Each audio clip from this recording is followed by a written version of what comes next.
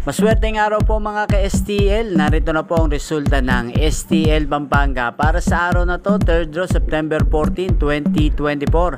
Araw ng Sabado, naway ang mga natayaan nyo pong mga numero kanina ay manalo nawa ngayong oras na to, 8 PM. Kaya kunin nyo na po ang inyong mga tickets. Narito na po ang resulta. Para po sa STL Pampanga, 3rd draw result, ang mga numerong nanalo 25 at 16 in exact order sa lahat po ng tumaya kanina ng 25-16. Congrats po sa inyo.